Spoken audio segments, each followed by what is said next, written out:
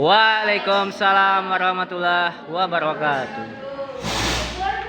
Marilah kita panjatkan kehadirat Allah yang Maha Kuasa, yang mana pada hari ini telah memberikan kita rahmat-Nya berupa kesehatan dan kesempatan sehingga kita bisa hadir di kelas ini dalam rangka melakukan diskusi kelompok 5. Kemudian salawat serta salam tak lupa pula kita aturkan kepada junjungan kita Nabi besar Muhammad Sallallahu Alaihi Wasallam, Allahumma sholli keluarga ala dan para sahabatnya hingga akhir zaman.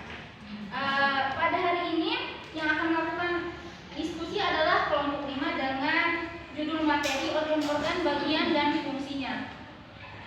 Nah, pada pemateri saya persilakan. Yang pertama, bagian-bagian organ sistem pencernaan yang terbagi menjadi dua, yaitu proses pencernaan mekanisme dan kimiawi. Proses pencernaan mekanisme merupakan proses pencernaan makanan yang dilakukan dengan gerakan-gerakan seperti mengunyah, menelan, memompa, menghancurkan, dan meremas makanan. Sedangkan proses pencernaan kimiawi adalah proses pencernaan makanan yang melibatkan enzim. Pencernaan kimiawi ini bertujuan untuk mengubah partikel makanan yang kecil menjadi bentuk yang siap diserap oleh tubuh. Organ-organ pencernaan manusia yang pertama yaitu mulut. Proses pencernaan dimulai dari mulut, tempat terjadinya pencernaan mekanisme dan kimiawi. Mulut berfungsi untuk mengunyah makanan menjadi lebih halus agar mudah dicerna. Di dalam mulut terjadi pencernaan secara mekanisme oleh gigi dan kimiawi oleh enzim amilase. Yang kedua, kerongkongan. Otot-otot kerongkongan berfungsi memindahkan makanan dengan gerakan praspilastik. Ini adalah kumpulan kontraksi dan relaksi otot yang menimbulkan gerakan seperti gelombang sehingga makanan terdorong masuk menuju lambung.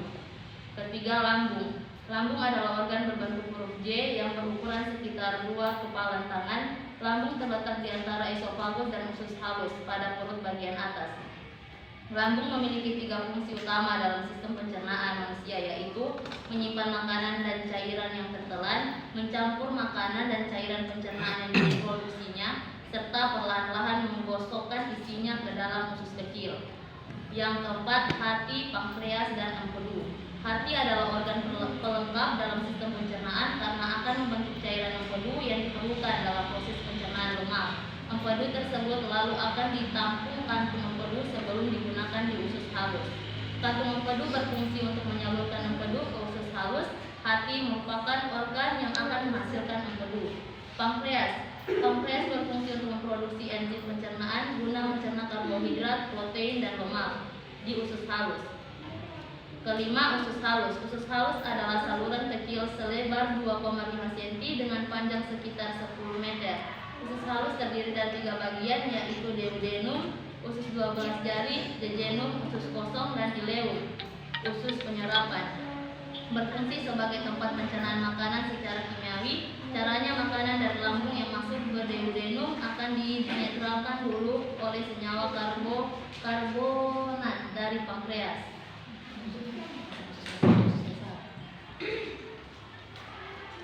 Selanjutnya, usus besar. Usus besar berbentuk huruf U terbalik di sekitar usus halus yang berlipat-lipat.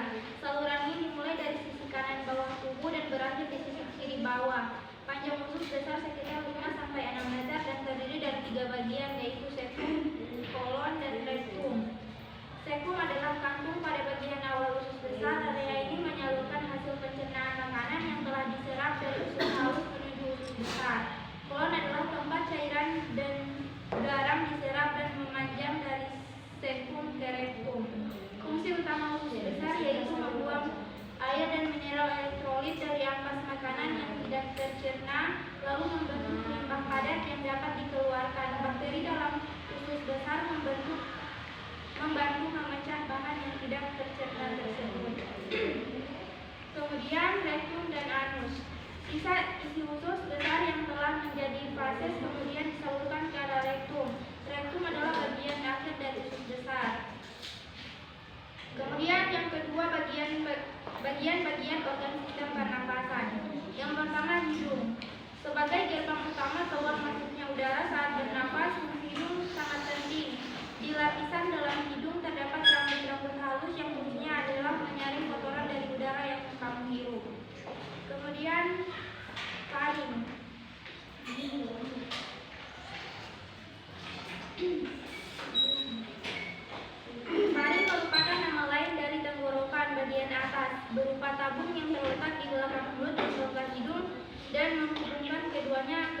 trakea atau batang tenggorokan. Fungsi faring dalam sistem pernapasan manusia adalah menyalurkan aliran udara dari hidung dan mulut ke trakea. Kemudian yang ketiga, epiglotis. Epiglotis merupakan lipatan tulang rawan yang terletak di belakang lidah, tepatnya di atas laring atau kotak suara seperti kabut. Epiglotis akan terbuka saat bernapas. Kemudian yang keempat, laring atau kotak suara. Laring atau kotak suara terletak di bawah persimpangan saluran faring yang membelah menjadi trakea dan kerongkongan. Kemudian trakea atau batang tenggorokan. Fungsi trakea dalam sistem pernapasan cukup penting, yaitu mengalirkan udara dari dan menuju paru-paru. Kemudian tabung bronkial. Fungsi tabung bronkial. Fungsi lendir atau dahak di tabung bronkial adalah untuk mencegah masuknya debu, kuman atau zat asing agar tidak sampai masuk ke paru-paru. Kemudian bronkiolus. Bronkiolus merupakan cabang dari bronkus yang berfungsi untuk mengalirkan udara dari bronkus ke alveoli. Kemudian paru-paru. Paru-paru adalah organ yang berjumlah sepasang dan terletak di dalam tulang rusuk. Kemudian alveolus. Alveolus adalah kantong kecil dalam paru yang terletak di ujung bronkiolus. Kemudian diafragma. Selanjutnya diafragma merupakan dinding otot yang memisahkan rongga dada dan perut. Bagian ketiga, bagian-bagian organ sistem produksi. Sistem produksi pria, yang pertama penis, kedua skrotum, ketiga tesis, keempat epidermis, dan bagian kedua sistem produk wanita, vulva, kedua vagina, ketiga rahim. Rahim merupakan organ kecil berongga yang berada di antara kandung kemih dan dubur, organ dengan bentuk keempat ovarium. Ovarium merupakan sepasang kelenjar kecil berbentuk oval di sisi kanan dan kiri rongga punggung. Kelima, tuba fallopi merupakan dua saluran panjang yang berbentang pada bagian atas rahim ke ujung masing-masing ovarium yang berfungsi sebagai saluran bagi sel telur untuk bergerak dari ovarium menuju rahim. Keempat, bagian-bagian organ sistem saraf.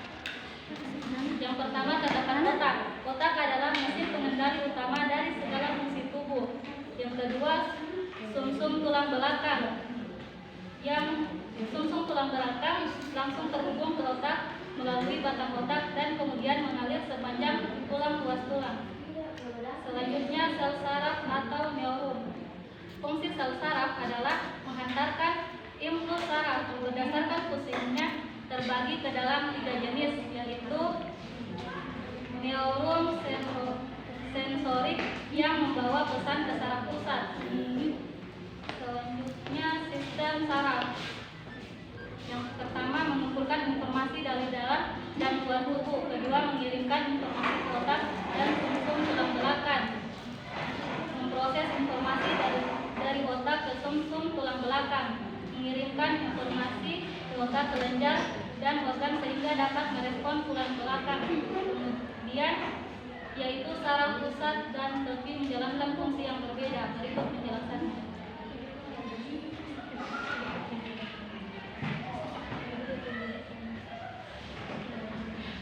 Selanjutnya, sistem saraf pusat. Sistem saraf pusat yang terdiri dari otak dan sumsum tulang belakang memiliki fungsi untuk menerima informasi atau rangsangan dari semua bagian tubuh, kemudian mengontrol dan mengendalikan informasi tersebut untuk menghasilkan respon tubuh.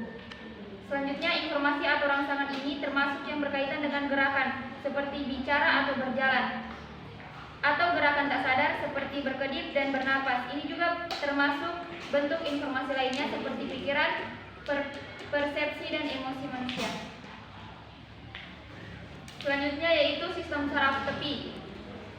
Fungsi saraf tepi adalah menghubungkan respon sistem saraf pusat ke organ tubuh dan bagian lainnya di tubuh Anda. Saraf ini meluas dari saraf pusat ke area terluar tubuh sebagai jalur penerimaan dan pengiriman rangsangan dari dan ke otak.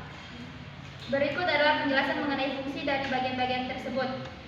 Yang pertama, sistem saraf somatik. Sistem saraf somatik bekerja dengan mengontrol semua hal yang Anda sadari dan secara sadar mempengaruhi respon tubuh seperti menggerakkan lengan, kaki, bagian tubuh dan lainnya.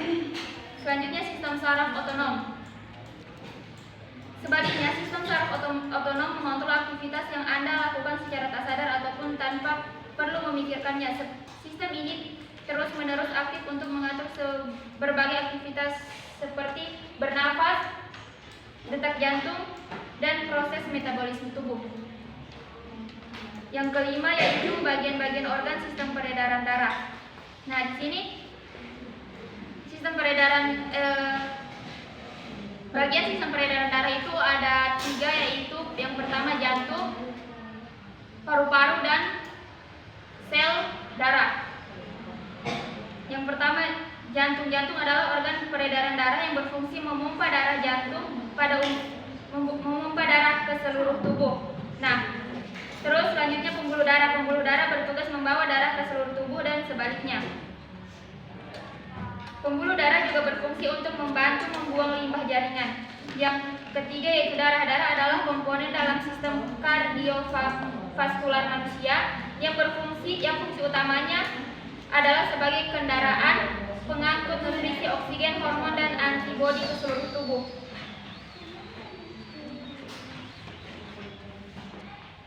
Berikut adalah 4 komponen darah dengan perannya masing-masing. Pertama itu ada plasma darah, adalah cairan kekuningan yang di dalamnya terdapat nutrisi, protein, hormon hingga hasil limbah tubuh. Selanjutnya ada sel darah merah, eritrosit, mengandung hemoglobin yaitu protein yang membawa oksigen. Yang selanjutnya sel darah putih, leukosit, adalah bagian penting dari sistem kekebalan tubuh. Selanjutnya ada trombosit, adalah sel berbentuk oval kecil yang membantu proses pembuangan darah. Selanjutnya ada sirkulasi pulmonal. Sirkulasi pulmonal adalah sirkulasi paru, adalah aliran darah dari bilik kanan jantung ke paru-paru dan sebaliknya. Selanjutnya ada sirkulasi sistematik. Sirkulasi sistematik disebut juga sistem peredaran darah besar karena membawa darah dari bilik kiri jantung ke seluruh tubuh, bagian tubuh, dan kembali lagi. Selanjutnya akan dilanjutkan oleh teman saya. Yang keenam, bagian-bagian organ sistem indera. Yang pertama, indera pemlihat atau mata. Mata berfungsi untuk menerima rangsangan berupa cahaya. Bentuk bola mata bulat seperti bola pingpong. Diameternya lebih kurang 2 cm. Sebagian besar terletak di dalam rongga tengkorak. 1. Bagian-bagian mata. Bagian yang melindungi mata adalah yang pertama, kelopak mata, berupa kulit tipis yang berfungsi untuk melindungi mata dari debu dan sentuhan benda. Yang kedua, bulu mata, berfungsi untuk melindungi mata dari cahaya yang terlalu menyilaukan. Yang ketiga, ada alis, berfungsi untuk melindungi mata dari aliran keringat dan air hujan. Kemudian ada dinding-dinding bola mata terdiri dari yang pertama, sklera, adalah lapisan terluar, keras, dan berwarna putih.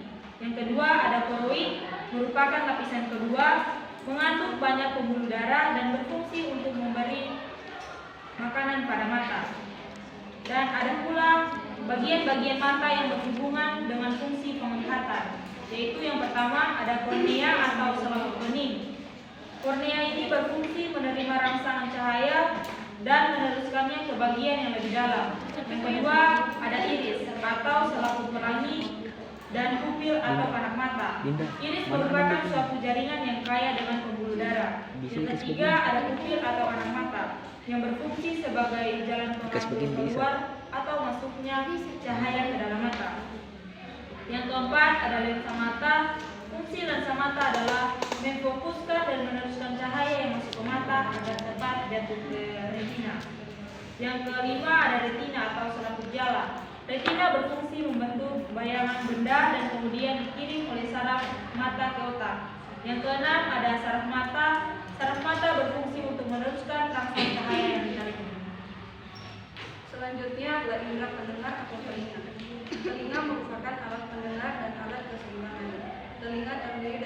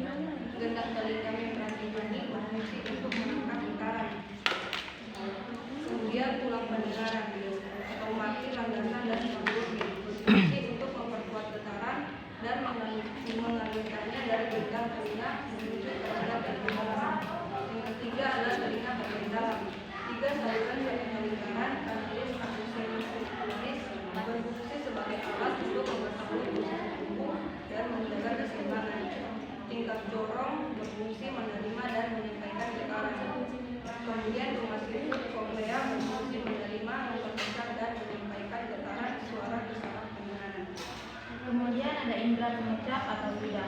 Lidah adalah alat indera yang peka terhadap rangsang berupa zat kimia larutan. Yang pertama, bagian-bagian lidah. Lidah terletak di dalam mulut. Permukaan lidah kasar akan penuh bintil-bintil yang disebut papila. Pada bintil lidah terdapat saraf pemecah. Lidah merupakan otot yang tebal. Pada pangkal lidah terdapat kelenjar limfa berlapis laput yang berlendir. Daerah-daerah peka pada lidah yaitu pangkal lidah dapat mengecap rasa pahit, tepi lidah mengecap rasa asin dan asam, ujung lidah dapat mengecap rasa manis. Kemudian indera pembau yaitu hidung. Bagian-bagian hidung yaitu lubang hidung berfungsi untuk keluar masuknya udara, rambut hidung berfungsi untuk menyaring udara yang masuk ketika bernafas, selaput lendir berfungsi tempat menempelnya kotoran dan sebagai indera pembau, rambut saraf berfungsi mendeteksi zat kimia yang ada dalam udara pernapasan. Kemudian saraf pembau berfungsi mengirimkan bau-bauan yang ke otak.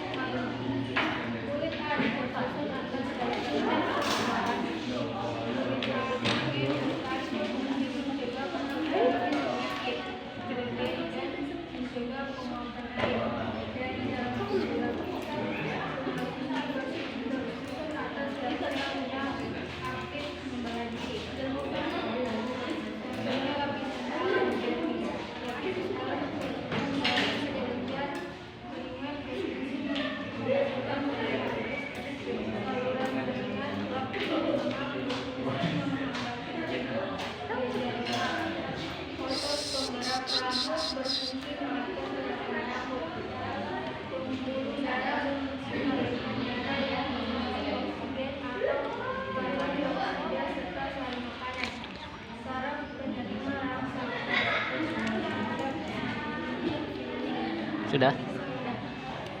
Moderator. Oke, itulah pemaparan materi dari kelompok pemateri. Selanjutnya kita beranjak ke sesi tanya jawab. Sesi tanya jawab ini kita batasi dengan 3 pertanyaan. Pada audiens, jika ingin bertanya dipersilakan.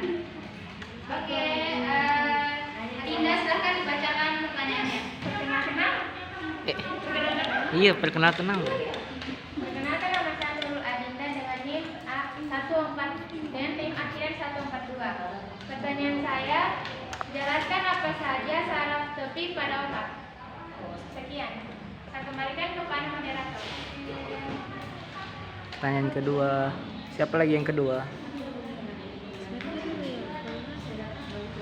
Oke, sudah 1 penanya, dipersilakan 2 pertanyaan lagi. 2 pertanyaan lagi. Ayo.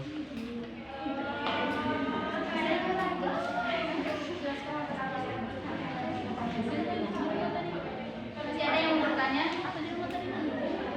Oke, pertanyaan kedua, Fatmawada. Perkenalkan, nama saya Fatmawada dengan akhiran NIM 141. Jelaskan secara singkat proses pernapasan secara singkat dan jelas. Singkat. Oke. Pertanyaan kedua, kita lanjut ke pertanyaan ketiga atau pertanyaan terakhir. Silakan, Nurlita. Iya. Ya, Aisyah. Perkenalkan, saya Nurlita Ksesili dengan akhiran NIM 138. Pertanyaannya, kapan udara yang ada di pernapasan itu disaring?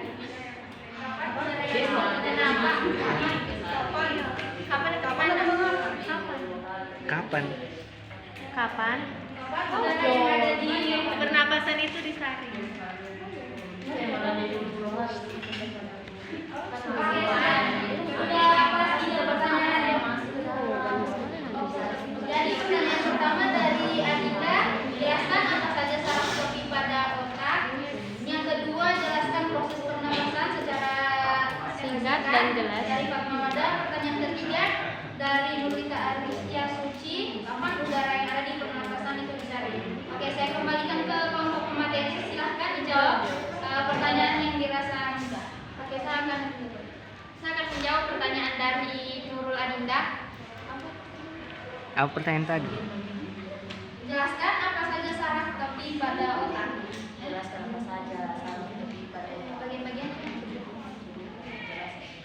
Oke. Sebelum masuk ke bagian-bagian saraf tepi, saya akan menjelaskan tentang apa sih yang dimaksud dengan saraf tepi itu. Fungsi saraf tepi adalah menghubungkan respon sistem saraf, pusat, ke organ tubuh dan bagian lainnya di tubuh Anda. Nah, sedangkan bagian-bagian dari saraf tepi itu yang pertama ada sistem saraf somatik. Sistem saraf somatik bekerja dengan mengontrol semua hal yang Anda sadari dan secara sadar mempengaruhi respon tubuh seperti menggerakkan lengan, kaki, dan bagian tubuh lainnya. Fungsinya itu menyampaikan informasi sensorik dari kulit, organ indera atau otak ke sistem saraf pusat. Yang kedua itu ada sistem saraf otonom. Sistem saraf otonom mengontrol aktivitas yang Anda lakukan secara tidak sadar atau tanpa perlu memikirkannya. Sistem ini terus-menerus aktif untuk mengatur berbagai aktivitas seperti bernafas, detak jantung, dan proses metabolisme tubuh. Oke, itu jawaban dari pemateri. Jadi secara singkatnya sistem saraf itu ada dua, yaitu automatik dan otonom. Jadi bagaimana penanya, apakah bisa diterima jawaban pemateri? Oke, terima kasih. Saya lanjutkan ke pemateri untuk menjawab pertanyaan dari penanya. Ya, di sini saya akan menjawab pertanyaan dari Imam Rumada, di mana bagaimana terjadi proses pernapasan secara singkat. Di mana di sini kita ketahui bersama bahwa proses pernapasan itu ada hidung, faring, ada laring, trakea, ada paru-paru, alveolus, dan juga diafragma. Di sini secara singkat dijelaskan di mana ketika terjadi proses pernapasan kita kan menghirup udara melalui hidung. Ya, ketika kita menghirup udara melalui hidung,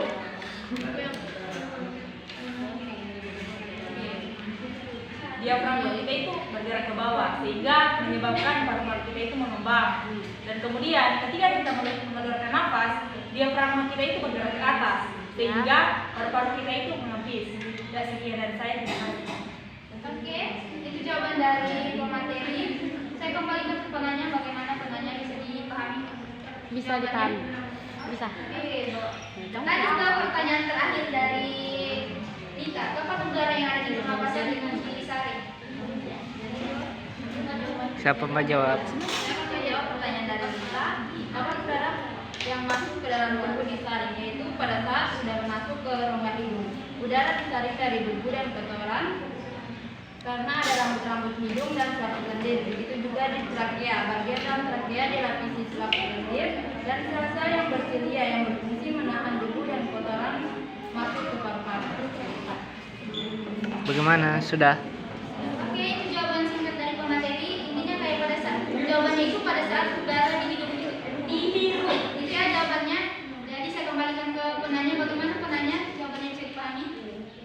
Iya. Oke, karena sudah terjawab 3 pertanyaan dari pemateri, maka diskusi. Oke, karena sudah terjawab 3 pertanyaan dari audiens, jadi kita beranjak ke terakhir, yaitu sesi terakhir, yaitu penarikan kesimpulan. Saya mau baca kesimpulan. Siapa membaca kesimpulan? Yang akan dibacakan oleh pemateri. Tahu kan? Saya. Iya, Madela. Tunggu aja. Masa kan sampai ini?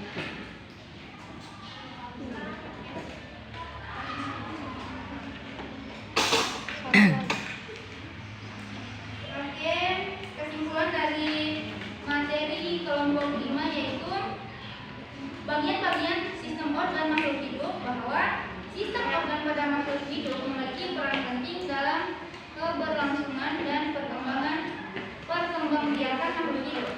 Sistem organ juga memiliki fungsinya masing-masing, di mana sesuai dengan porsinya dan saling berkesinambungan antara sistem organ makhluk hidup tersebut.